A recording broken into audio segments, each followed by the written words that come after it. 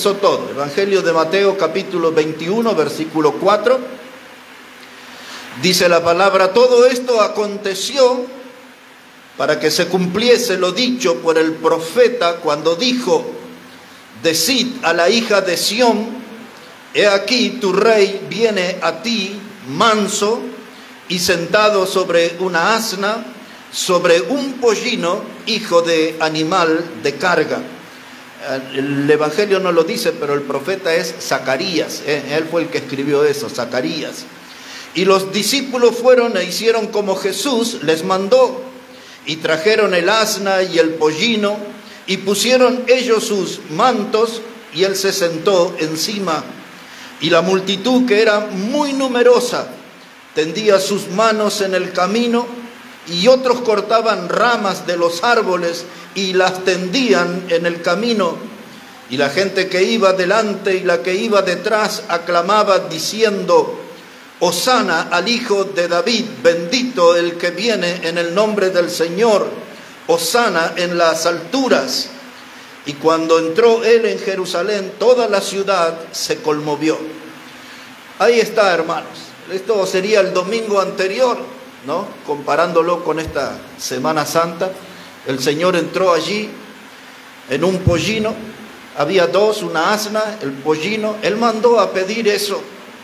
Y él buscó diferenciarse de aquellos reyes y de aquellos conquistadores que entraban en caballos blancos, que eran muy admirados, y él entró en un animal de carga, en un animal común.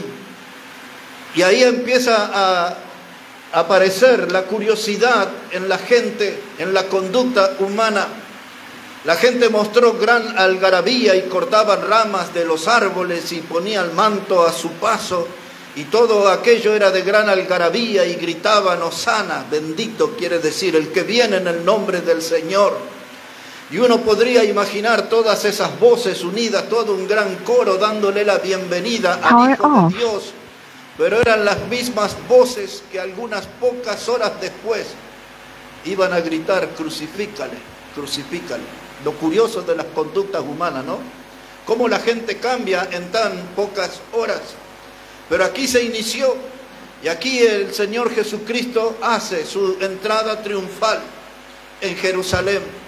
Y de este texto vamos a comenzar a ver nuestro mensaje de hoy, que se llama Una extraña fiesta y tres cruces que hablan. Ese va a ser nuestro mensaje en esta mañana. Una extraña fiesta y tres cruces que hablan. Era el tiempo de la Pascua en este pasaje. En Jerusalén se acostumbraba a reunir más de 1,5 millones de personas. La gente venía de los lugares más extremos del país, y todos se concentraban en Jerusalén. En las noches, en las esquinas, se hacían grandes fogatas y la gente cantaba los salmos, los himnos, los cánticos espirituales. La gente hablaba acerca de los profetas, hacían sus debates teológicos. Esa era la costumbre. Mucha gente la que venía porque buscaban adorar a Dios en esta fiesta de Pascua. Como lo hemos mencionado en una grabación, la palabra Pascua significa Pesaj en lengua hebrea. Esa palabra quiere decir pasar por alto. Lo que el pueblo iba a celebrar en esa Pascua era la liberación de Israel de Egipto. En los días de Moisés, Dios sacó a su pueblo para ponerle fin a 430 años de esclavitud. 430 años el pueblo de Dios sirvió como esclavo a los egipcios, en aquella vida que era una rutina de estar ahí pisando barro y paja para construir los grandes edificios, y de los que trascendieron en la historia de los egipcios. El pueblo esclavo de Dios hizo eso, y Dios lo levantó a Moisés y lo iba a poner como un libertador. Y entonces vinieron aquellas plagas sobre Egipto, y la última fue que tenían que reunirse todas las familias de acuerdo al comer de cada una, y tenían que matar cada familia un cordero. El cordero tenía que tener sus características, tenía que ser perfecto, menor de 1 año, tenía que ser macho, y había toda una forma de la preparación y de la elección del cordero. El cordero como un animal inocente. Allí en el centro del hogar, el padre de familia levantaba la barbilla del cordero y pasaba el cuchillo, y el cordero se desangraba ante la mirada de todos. El cordero inocente, el cordero puro, y luego tenía que tomar esa sangre en un lebrillo y con un hisopo, que era una especie de ramas que crecían en las paredes generalmente, y entonces tenía que manchar los dinteles de la puerta con esa sangre del cordero, porque en esa noche iba a aparecer en Egipto el ángel de la muerte, y en las casas donde no estuviera esa sangre en los dinteles de la puerta, el primer hijo moriría. Esa sangre era una señal de protección, era una señal de seguridad para la familia, de que no iba a haber ninguna víctima en ese lugar. Todo eso lo que sucedía, más el ritual que sigue, y usted lo puede leer en detalle en el libro de Éxodo, en el capítulo 12, todo eso era una proyección hacia el Calvario, era una proyección hacia la muerte de Cristo que iba a suceder unos cuantos siglos después. Y Dios sacó a su pueblo, y ustedes recuerdan que pasaron por el Mar Rojo, las aguas se abrieron y Dios sostuvo a su pueblo 40 años en el desierto y los introdujo finalmente en la tierra prometida, la que fluía leche y miel. Esa es la historia. Ahora volvemos al pasaje. La gente se reunía para celebrar esto que les conté. Y tenían ahí una comida que consistía en hierbas amargas y en pan sin levadura, etc. Y entonces eran días de Pascua, y el Señor Jesucristo entró allí montado en un pollino. La multitud estaba allí eufórica, pero yo les dije que esto era una extraña fiesta, y lo extraño de esta fiesta era que en las sombras se estaba planeando la ejecución, la muerte del Hijo de Dios. Por un lado, caras alegres, mucha alegría, pero por otro lado, desde corazones oscuros, se estaba planeando la muerte del Hijo de Dios. Los líderes religiosos encabezaban esto. Los sacerdotes allí también estaban involucrados, los fariseos, los saduceos. Ese era el poder religioso. Y ellos hicieron una alianza con el poder político, el de los romanos. A un judío le era prohibido llevar a alguien al madero, pero los romanos eran expertos en matar gente crucificada. Así que todo eso se estaba tramando en las sombras. Y ahí estaba el Señor Jesucristo. Y Él habla con sus apóstoles y les dice que iban a preparar la Pascua. Así como le dijo a los discípulos, vayan a tal lugar y van a ver allí un pollino de asna y tómenlo, y cuando alguien les pregunte ¿para quién llevan eso? El Señor lo necesita. Y ya estaba.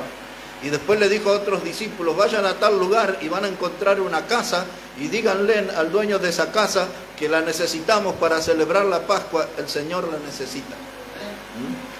Y ahora mire, observe aquí Mateo, por favor, el capítulo 26, verso 17, Mateo 26, verso 17.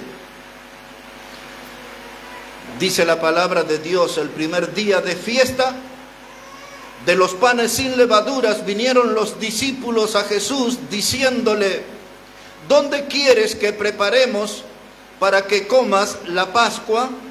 Y él dijo, id a la ciudad a cierto hombre y decidle, el maestro dice, mi tiempo está cerca, en tu casa celebraré la Pascua con mis discípulos. Y los discípulos hicieron como Jesús les mandó y prepararon la Pascua.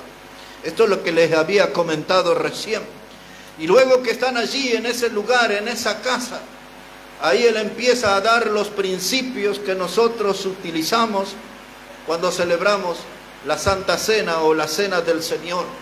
Observe lo que sucedió allí en esa casa, en esa celebración de Pascua. Aquí en Mateo 26, versículo 26.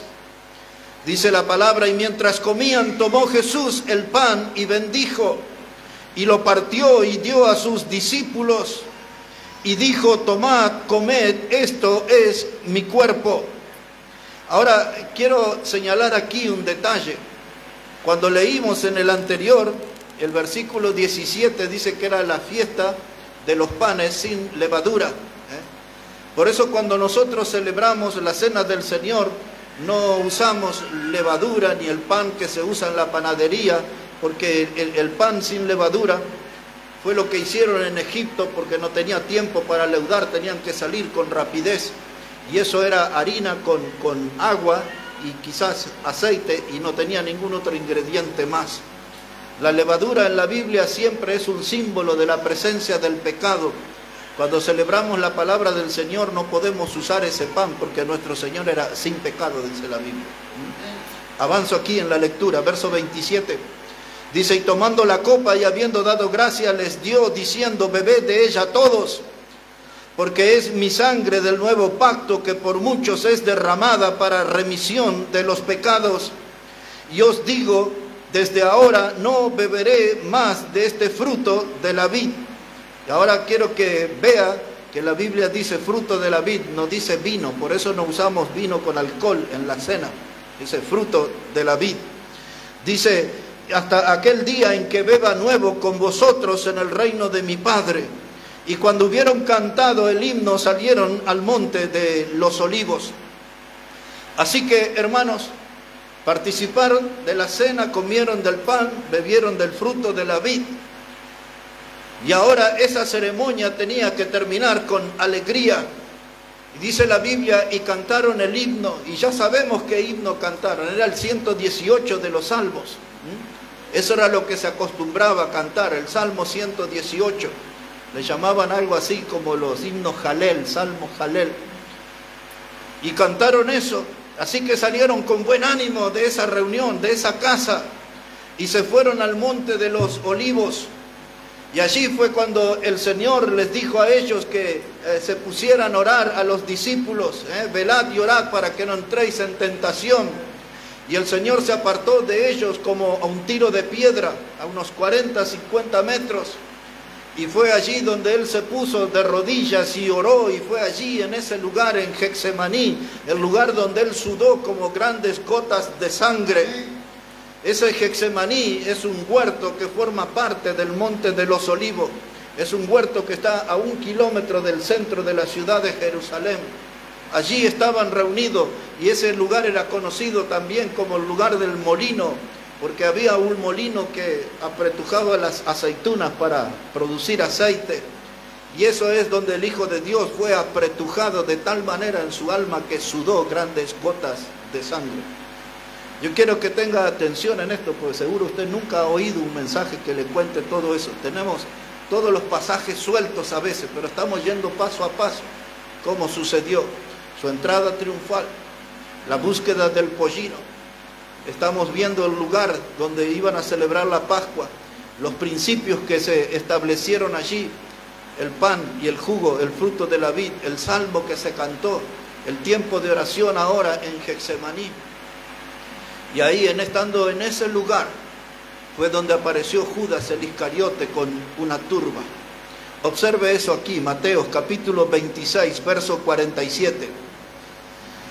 Dice la palabra de Dios, todo esto sucedía, ¿no?, en esa extraña fiesta. Dice la palabra, verso 47, mientras todavía hablaba, vino Judas, uno de los 12, y con él mucha gente con espada y palos, de parte de los principales sacerdotes y de los ancianos del pueblo. Y el que le entregaba les había dado señal, diciendo: al que yo besare, ese es, prendedle. Y enseguida se acercó a Jesús y dijo: salve, maestro, y le besó. Y Jesús le dijo: amigo, ¿a qué vienes? Y entonces se acercaron y echaron mano a Jesús y le prendieron. Los detalles de este pasaje están en el video de la prédica del domingo anterior. Usted puede ver eso y ver todo lo que era el beso de la traición y el detalle de todo lo que pasó aquí. Pero ahí apareció Judas, el Iscariote, El hombre de quien la Biblia dice que el diablo entró en su corazón. Un hombre que abrió las puertas de su corazón a Satanás y vino aquí y lo apresaron a Jesús. Y allí le esperaban largas horas de tormento. Es sacado por la fuerza del huerto de Getsemaní y ahora es llevado frente al sumo sacerdote. El sumo sacerdote, uno se llamaba Caifás y el otro se llamaba Anás. Uno era el suegro del otro, o sea, eran del mismo grupo familiar. Observe cómo dice ahí la palabra de Dios. Mateo 26, versículo 66. Mateo 26, verso 66. Después que lo llevaron allí delante de Caifás. Le leeré eso, hermano, en el verso 57, así no pierde el detalle. Verso 57 dice: los que prendieron a Jesús le llevaron al sumo sacerdote Caifás, a donde estaban reunidos los escribas y los ancianos. Ahí está. Y ahora sí, mire qué sucedió ahí delante del Caifás. Versículo, le dije 66. Dice la palabra: ¿qué os parece? Y respondiendo ellos dijeron: es reo de muerte. El Caifás preguntaba ahí a la gente y la gente le contestaba: este hombre es reo de muerte. Y entonces le escupieron en el rostro y le dieron de puñetazos, y otros le abofeteaban diciendo: profetízanos, Cristo, ¿quién es el que te golpeó? Así que ahora ahí estaba, frente al Caifás. Ahí no terminó todo. Ahí fue humillado, golpeado, escupieron en su rostro. Pues de eso ya había anticipado el último versículo de Isaías, capítulo 52, venía hablando acerca de eso. 56 de Isaías hablaba también sobre eso. Le abofetearon, le escupieron, y ahí no terminó todo. Ahora le iban a llevar delante de Pilato. Observe esa parte del pasaje 27:1, Mateo 27, verso 1.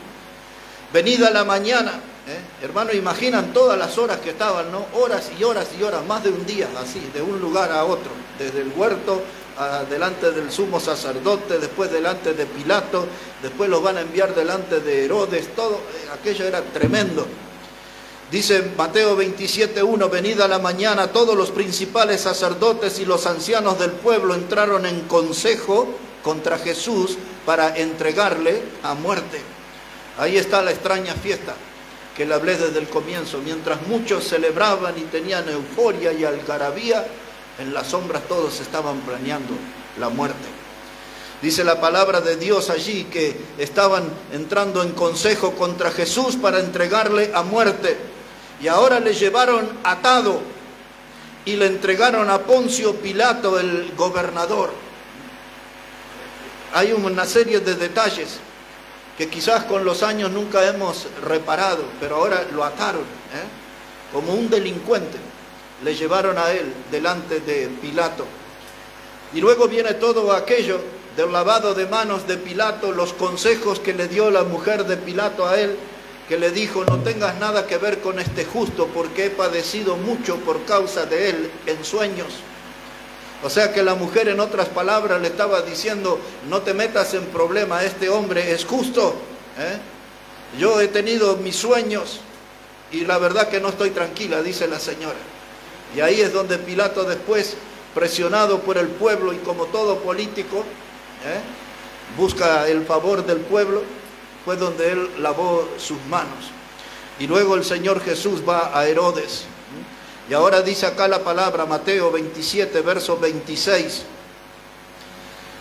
Después que la multitud le pidió a Barrabás, que era un homicida, y eligieron a Barrabás y decidieron que el Señor Jesús fuera crucificado, dice Mateo 27, verso 26, y entonces le soltó a Barrabás, y habiendo azotado a Jesús, le entregó para ser crucificado. Aquí está lo que usted ya ha oído algunas veces en este púlpito: azotado con el látigo romano, con el flagrum. El cuerpo del Señor fue despedazado por ese látigo. Allí habían profesionales que se llamaban líctores. Eran dos los que usaban ese látigo. Uno empezaba a trabajar desde el hombro a la cintura, el otro de los tobillos a la cintura, y el encuentro era quedar frente a un cuerpo literalmente destrozado. Todo eso que le estoy diciendo está dentro de esa palabra, azotado. Esa era la clase de azote, de castigo que sometían al que iba a ser crucificado. Ahora dice el verso 27, entonces los soldados del gobernador llevaron a Jesús al pretorio y reunieron alrededor de él a toda la compañía, y desnudándole le echaron encima un manto de escarlata, y pusieron sobre su cabeza una corona tejida de espina y una caña en su mano derecha, e hincando la rodilla delante de él le escarnecían diciendo: salve, rey de los judíos. Y escupiéndole tomaban la caña y le golpeaban en la cabeza, y después de haberle escarnecido le quitaron el manto, le pusieron sus vestidos y le llevaron para crucificarle. Así que ahora está allí, hermanos, azotado. Dice la palabra de Dios en el verso 28 que le desnudaron, le quitaron la ropa, lo sometían al que iba a ser crucificado. Era humillado, sometido a toda clase de vergüenza. La muerte de cruz sabemos que era la muerte más dolorosa. Era una muerte planeada paso por paso para someter a las personas al extremo sufrimiento. La intención de los líderes políticos era de que ninguno más intentara rebelarse con ellos, porque eran a los sediciosos, a los que se oponían al César, a los que lo mataban en cruz, para que nadie intentara rebelarse ante el poder de los romanos. Y aquí está otra vez, le quitan su ropa, su manto, y ahora le ponen una corona tejida de espinas. Esa también fue una obra de salida del corazón de un hombre que estaba dominado por el diablo. Cuando el pecado entró al mundo, Dios le dijo a Adán y le dijo a Eva, como castigo para el hombre, le dijo: cardos y espinos te producirán tus campos. Y esta corona fue hecha de espina con un elemento que era conocido de maldición, una corona de espinas. Todo la burla era al extremo, y parece que tenían ese hábito de escupir, y ahora le comenzaron a bofetear en este lugar. Ya había sucedido delante del Caifás, el sumo sacerdote. Ahora estaban aquí, y otra vez los escupitajos, y otra vez la golpiza, y ahora alguien toma una caña y le golpean la cabeza sobre esa corona de espinas. Mis hermanos, dice la palabra de Dios aquí, y que se burlaban, le escarnecieron. Eran toda clase de burlas. Lo que hicieron frente a la cruz quizás fue el mismo escarnecimiento que hacían acá. Se acostumbraba a estar frente al crucificado, eso lo hicieron con Jesús, pero la palabra le escarnecieron, quizás eso lo hicieron aquí también, que era estirarse los labios hacia arriba y hacia abajo y menear la cabeza. Ese era el estilo de burla, de escarnecimiento. A todo eso lo sometieron al Señor Jesucristo, y detrás de todo eso hay una línea de pensamiento que dice: todo este sufrimiento fue por ti y fue por mí. Estaba soportando todo esto, una humillación. Isaías lo había anticipado en la profecía: como cordero fue llevado al matadero, enmudeció y no abrió su boca. Estaba en silencio. Él estaba dispuesto a soportar todo por nosotros. Él estaba dispuesto a pagar el precio por nuestra salvación. Aunque esto fuera la humillación extrema, aunque esto fuera ser sometido al dolor extremo, Él estaba listo para pagar el precio. Y le llevaron a la cruz, dice la Biblia, le llevaron para crucificarlo. Así que todo esto es lo que sucedió detrás de esa extraña fiesta. Mientras todo esto pasaba, en las esquinas cantaban, la gente hablaba, recordaba aquella liberación de Egipto. Las conversaciones eran alegres, y esto estaba sucediendo en otro lado, en una extraña fiesta. Y llevaron a la cruz, le llevaron al Gólgota, y esa palabra Gólgota quiere decir el lugar de la calavera. En el día de hoy, cuando usted mira allí en la afuera de Jerusalén, se ve esa piedra que sobresale y tiene la imagen de la calavera en la piedra. Así que sabemos cuál fue el sitio de la crucifixión. Gólgota. La palabra Calvario que usamos y que cantamos himnos como en el Monte Calvario, ese es un término latín que se refiere también a calavera.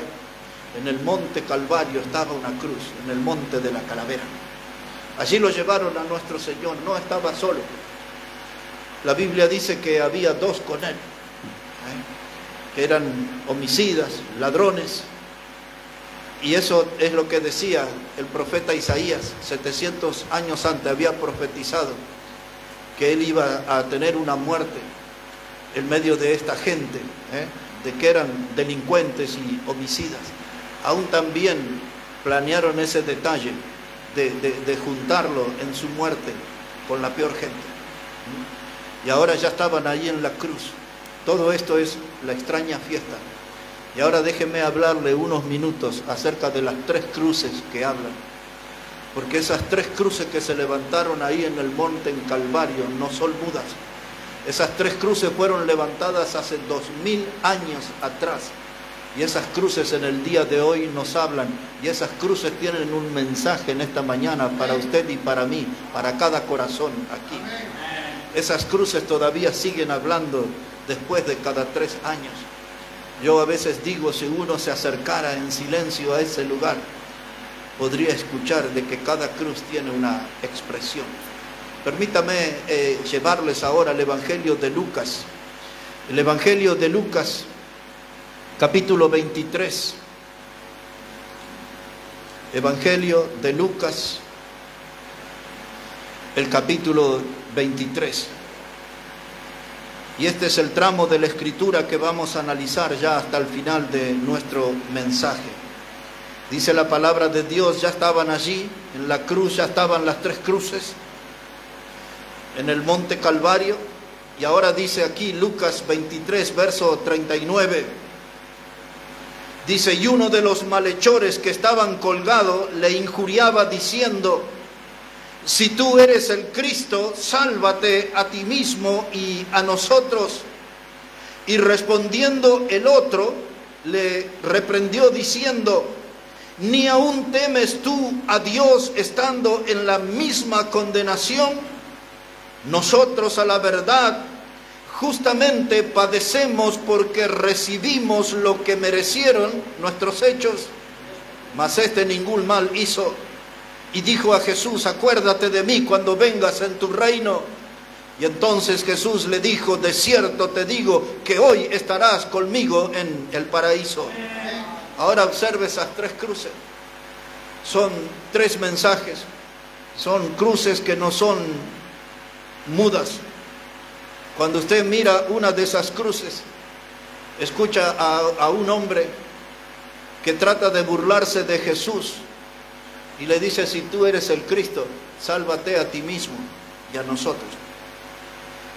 Si nosotros estuviéramos ahí, le diríamos, no te bajes de esa cruz. Porque si el Señor se hubiese bajado, nosotros estaríamos perdidos para siempre. Esa muerte era por nosotros. Esa muerte era la única posibilidad de salvación eterna para nosotros. El diablo estaba influyendo en el hombre de esa cruz, para que Cristo desistiera de su obra de redención, de rescate por el pecador. Y entonces, a modo de burla, de ofensa, de provocación, le dice, si tú eres el Hijo de Dios. Qué astuto que es el diablo, ¿no? Porque Jesús podría haber dicho, sí, yo soy el Hijo de Dios. Hasta podría haber agregado, yo soy Dios hecho carne. Dice, desciende de esa cruz y sálvate a ti mismo y a nosotros. El hombre de esa cruz que se burlaba de Jesús, ese hombre representa a la humanidad perdida de hoy. Representa hoy a las personas que rechazan a Cristo, que desprecian a Cristo. El profeta Isaías usó aquellas palabras que Jesús iba a ser despreciado y desechado entre los hombres. Y eso es lo que la gran mayoría de la población del mundo hace, mostrar su rechazo, su desprecio por la persona de Cristo. Ellos están representados en este ladrón que se burlaba del Señor. Este hombre no estaba entendiendo su situación, porque este hombre estaba en esa cruz y la ley judía decía ya en el libro de Deuteronomio, pero usted puede identificar con más facilidad en Gálatas 3, verso 13, donde dice que es maldito todo hombre que muere en un madero. Este hombre estaba en esa cruz.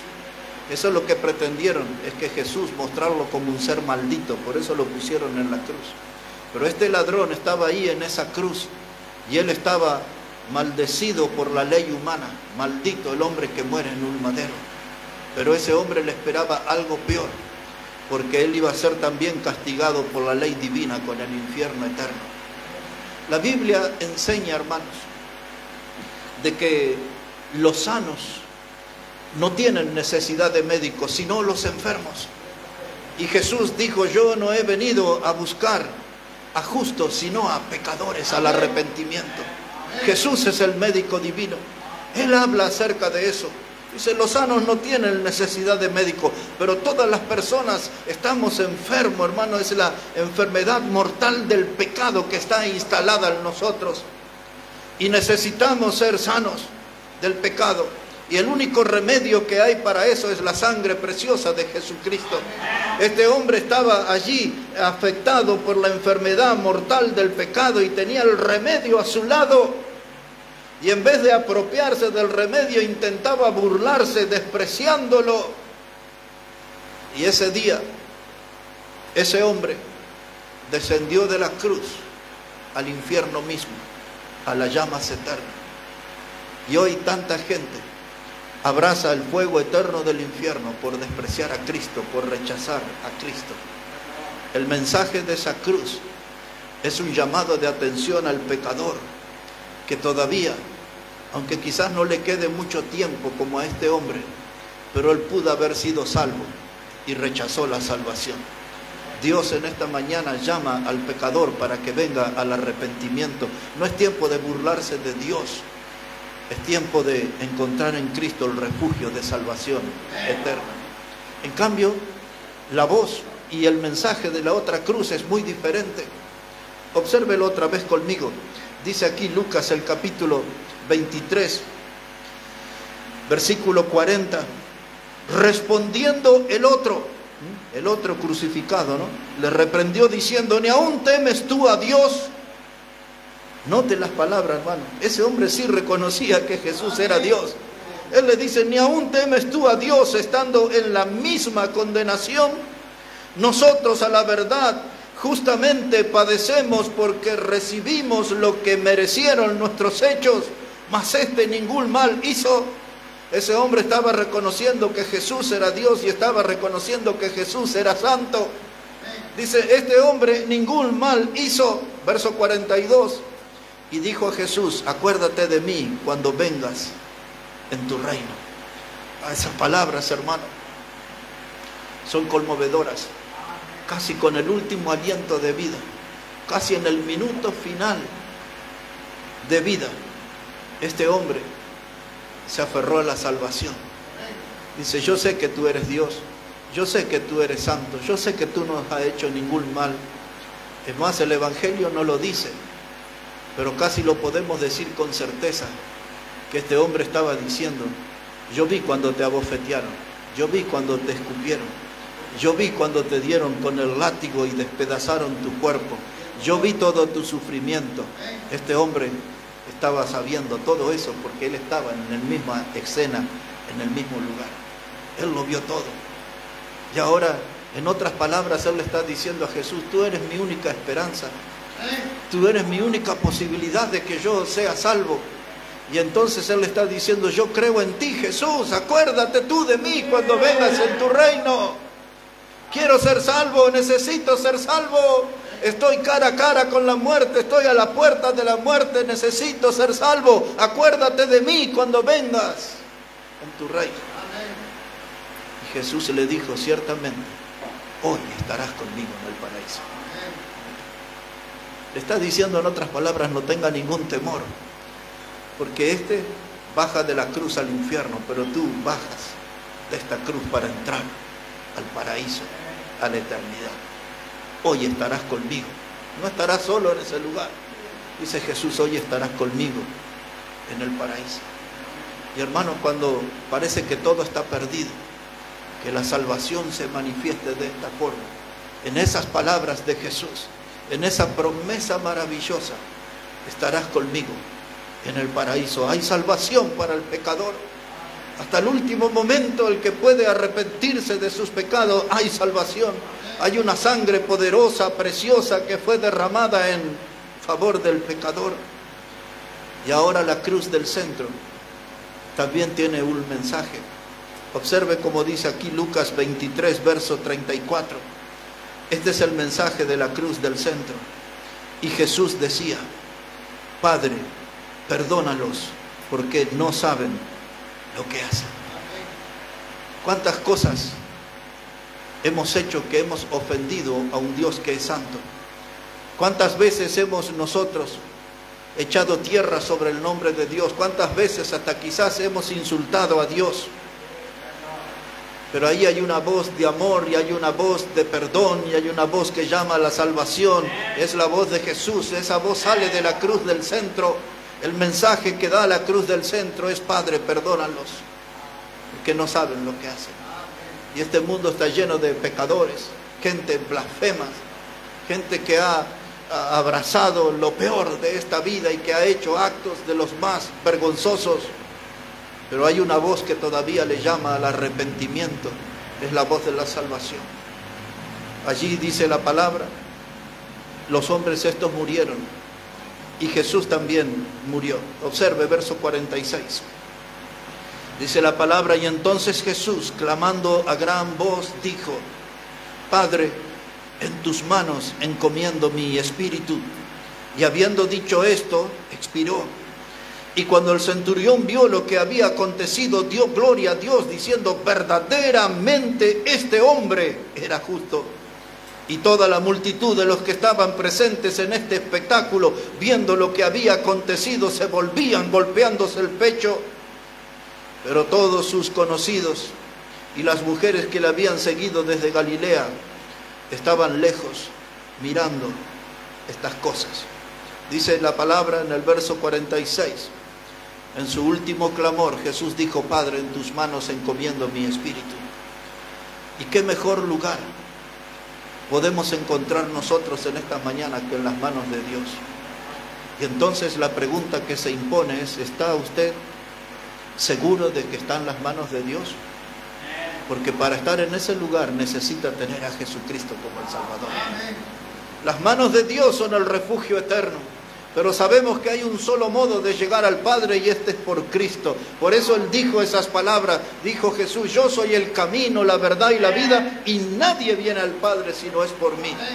Ahí está, hermanos, la forma de llegar a Dios. A través de la cruz, a través de la obra de Jesús hizo allí. Esa es la obra de redención. La palabra redención significa rescate. La palabra redención nos habla de un precio que fue pagado. El apóstol Pedro, en la primera carta, en el capítulo 1, él lo explica. Dice que Jesús nos compró, no con oro ni plata, que son cosas corruptibles, sino con su sangre preciosa. Para que usted y yo pudiéramos ser salvos y tener la vida eterna, Jesús pagó un precio, fue su sangre preciosa. Se entregó allí en esa cruz. Allí en esa extraña fiesta había alguien también que festejaba en su reino de tinieblas, y era Satanás. Cuando Jesús expiró, vino el soldado romano para quebrarles las piernas, porque eso era parte del ritual para acelerar el tormento y la muerte. Se le quebraba las piernas al crucificado, y entonces ya no podía apoyarse para respirar en esa posición. Y entonces se moría rápidamente. Cuando vino a Jesús, ya estaba muerto. Y en una reacción de enojo, el soldado romano toma su lanza y abre el cuerpo de Jesús desde abajo hasta el corazón. Y la prueba de que esa lanza llegó hasta el corazón es que la Escritura dice: y salió sangre y agua. Esa figura significa que la entrega de Cristo fue total por ustedes y por mí. Hasta su última gota de sangre derramó a favor del pecador. Y dice la Escritura, la palabra de Dios: mas Dios muestra su amor para con nosotros en que, siendo aún pecadores, Cristo murió por nosotros. Allí en la oscuridad, no lo dice la Biblia, solo podemos imaginarlo. El diablo sonriente, frotándose las manos, declarándose vencedor, viendo al Hijo de Dios muerto. Pero fue una alegría de unas 72 horas. Porque el hecho de que estamos reunidos aquí en esta mañana es que el Señor Jesucristo resucitó. Al tercer día, dice la Escritura, Dios le levantó de entre los muertos. Y ahora nuestro Cristo vive y vive para siempre. Allí en esa cruz entonces quedó vencido el pecado. Allí en esa cruz quedó vencida la muerte y en esa cruz quedó vencida el diablo mismo. Una triple victoria del Señor Jesucristo. Y ahora resucitó, resucitó, resucitó.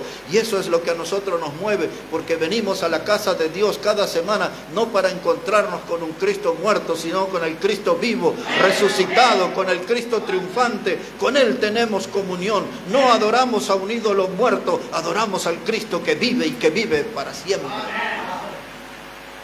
Y nos acercamos al Señor.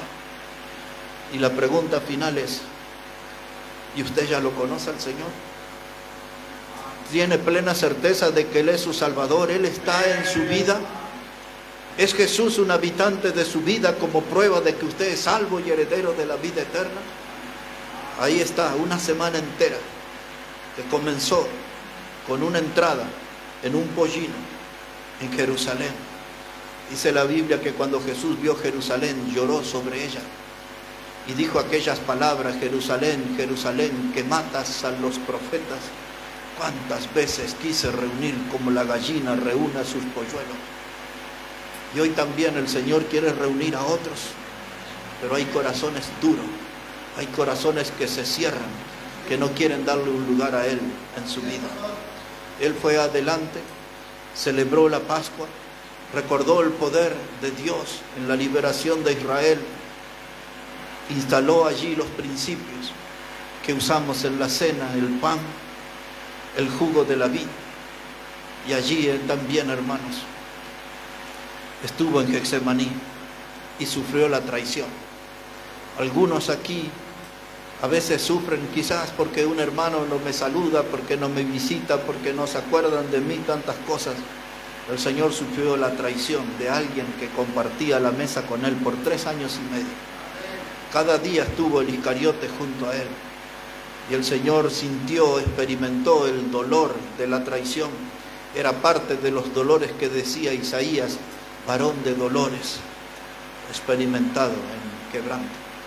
Sin exagerar, algunos prefieren que le golpeen con un palo en la cabeza, pero no ser traicionado. La traición duele, y duele mucho. Y nuestro Señor la padeció. Judas el Iscariote fue el gran traidor.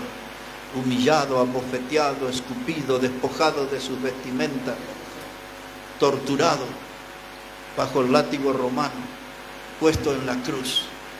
Pero hoy nuestro ánimo cambia, porque ese Cristo ha resucitado.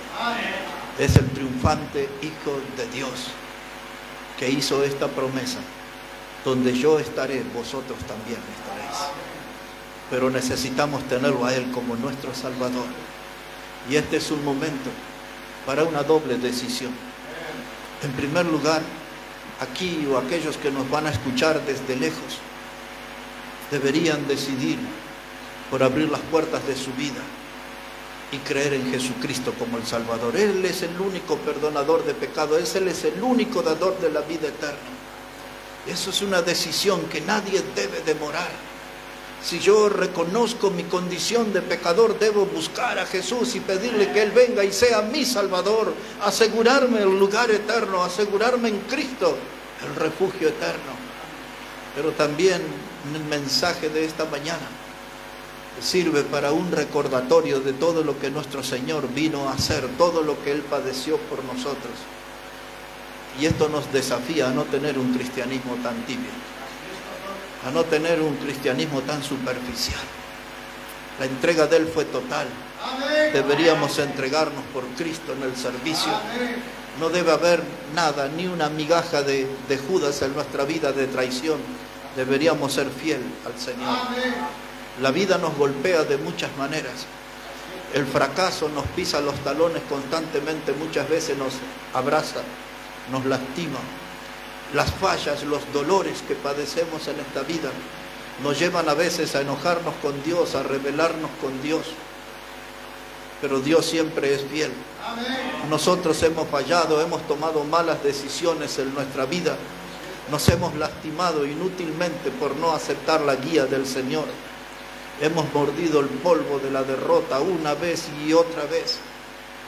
Pero hoy, a través de la Escritura, el Señor nos vuelve a llamar para tomar su cruz y para seguirle, para ser fieles, para ser serios en nuestra manera de vivir y en nuestra manera de servir a Cristo, nuestro Salvador. La voz de Dios sale de su palabra. Yo creo que Dios no fue mudo en esta mañana, de un modo u otro habló a nuestros corazones. Y es tiempo de decisiones que traigan bendición a nuestra vida, bendición del cielo para nosotros. Si nos ponemos de pie, por favor, vamos a hablar con Dios, vamos a orar al Señor y pensando en el mensaje de la palabra de Dios, de qué modo Dios le habló a su vida, a qué decisión Dios le está llamando en esta mañana, qué es lo que no debe de demorarse para dar un paso hacia Dios, hacia el Señor. Nos hemos equivocado tanto en la vida, nos hemos lastimado tanto inútilmente. Y hoy podemos hacer algo bueno de venir a Dios. Dios nos llama. Cantamos en esta mañana, Señor, tú me llamas por mi nombre tú me llamas. No hay lugar a dudas, no hay lugar a error. Dios nos está llamando, habló a nuestro oído, bajó a nuestro corazón. Falta que nosotros demos ese paso de una entrega total al Señor. Gracias, Padre, en esta mañana por tu palabra. Y gracias por tu Hijo amado Jesucristo, que murió en la cruz del Calvario por nuestros pecados. Y gracias, Señor, porque aunque reconocemos que somos pecadores y que somos indignos, en nada somos merecedores de la salvación. Pero tú has venido a la cruz, has ocupado nuestro lugar. Power on. Y has derramado esa sangre preciosa para darnos una salvación. Es tiempo de decisiones, Padre, que tú estés guiando cada corazón a una decisión que haga una diferencia. Algunos para creer en Jesús como el único y suficiente Salvador. Otros para tomar un compromiso verdadero de ponerse de pie y servir como uno que no tiene de qué avergonzarse. Obra con tu palabra, Dios. Derrama bendición en cada alma aquí en este lugar. Oramos en el precioso nombre del Señor Jesucristo. Amén y amén. Mientras estamos de pie todavía, hermanos, estoy pidiendo, hermano Ramiro, que pueda venir aquí adelante y pueda estar guiando en un tiempo de alabanza.